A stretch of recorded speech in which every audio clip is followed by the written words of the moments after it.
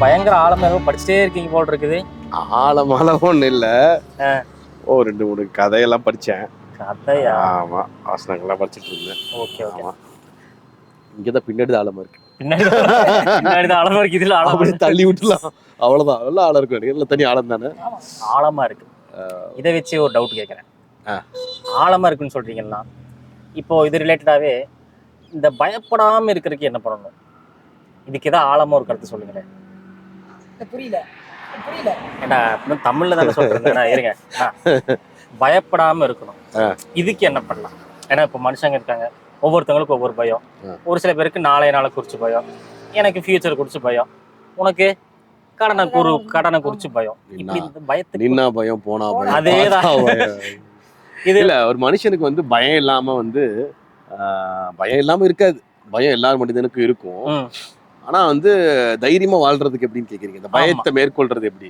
பயப்படாம எல்லாரும் ஒரு சின்ன குழந்தைங்கள்ட்ட இருந்து, சின்ன குழந்தைங்கள்ட்ட பார்த்தா பயமா இருக்கும், பெரியவங்களுக்கு பயமா தான் இருக்கும், பார்த்தா பயப்படுவாங்க. சிலவங்க வந்து பார்த்தீங்கன்னா வாழ்க்கையை குறித்து பயமா இருக்கும், இன்னும் வாழ்க்கை வரப்போற வாழ்க்கை துணையை குறித்து பயமா இருக்கும்.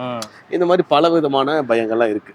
ஆனா நம்ம வேதாகமத்துல நம்ம பார்க்கிறோம் அப்படின்னா, இந்த பயப்படாம இருக்கிறதுக்கு கர்த்தர் என்ன சொல்றாரு அப்படின்னா, ஒரு 3 வகையான காரியங்கள். ஒண்ணு வந்து நம்ம திடன் கொள்ளணும். ஆமா. இன்னொன்னு வந்து நம்ம நம்பிக்கையா இருக்கணும். ஆமா. 3வது காரியம் நான் இன்னைக்கு படிச்சுட்டு இருக்கும்போது பார்த்தேன், அமைதியா இருக்கணும்னு போட்டுருந்துச்சு. ஸோ இந்த திடன் கொள்ளணும், அதுக்கப்புறம் நம்பிக்கையா இருக்கணும் அப்படிங்கிறது நம்ம கேள்விப்பட்டிருப்பீங்க. 3வது விஷயம் கொஞ்சம் டிஃப்ரெண்டா இருக்கு. இது வந்து நம்பிக்கையா அமைதியா இருக்கணும்னு சொல்லிட்டு சொல்லப்பட்டிருக்கு. அப்படின்னா தேவன் எப்படின்னா, வசனம் படிக்கும் பொழுது நீதிமொழிகள் 1:33 வாசிங்களேன். எனக்கு செவி கொடுக்கிறவன் எவனோ அவன் விக்கிரமின்றி வாசம் பண்ணி ஆபத்திற்கு பயப்படாமல் அமைதியா இருப்பான். ஆமா, கர்த்தருக்கு செவி கொடுக்கணும். அப்படின்னா நீங்க கேட்பீங்க, உடனே கேட்பீங்க, நான் தான் டெய்லியும் பாட்டு கேட்கறேன், பிரசங்கம் கேட்கறேன், வசனத்தை படிக்கிறேன் அப்படின்னு. செவி கொடுக்கணும். செவி கொடுக்கறது எப்படின்னா, நீங்க வேதாகமத்தில் ஏற்கனவே சாமுவேல் தீர்க்கதரிசி கொடுத்து நீங்க பார்த்திருப்பீங்க. இந்த சாமுவேல் தீர்க்கதரிசி வந்து சின்ன பையனா இருக்கும்போது தாத்தாட்ட கேட்கறாப்புல, தாத்தா ஒரு சத்தம் கேட்குது, என்ன சத்தம்னு சொல்லி எனக்கு தென்படலை, புரியல அப்படின்னு கேட்கிறாரு. அப்ப சொல்ற, நெக்ஸ்ட் டைம் சத்தம் கேட்டுச்சுன்னா என்ன பண்ணு, சொல்லுங்க அடியே கேட்கிறேன் அப்படின்னு சொல்லுப்பா அப்படின்னு சொல்லி க்ளோஸ் பண்ணி கொடுத்துட்றாரு. உடனே நெக்ஸ்ட் டைம் வந்து அந்த சத்தத்தை கண்டுபிடிச்சு கிளியரா என்ன பண்ணிடுறான், கேட்டுறான்.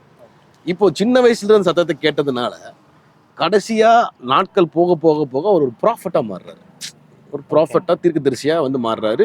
தேசங்களுக்கு அவருடைய சொன்னதான அந்த ப்ராஃபஸ் யூஸ்ஃபுல்லா இருந்துச்சு. கவனிக்கிறீங்களா?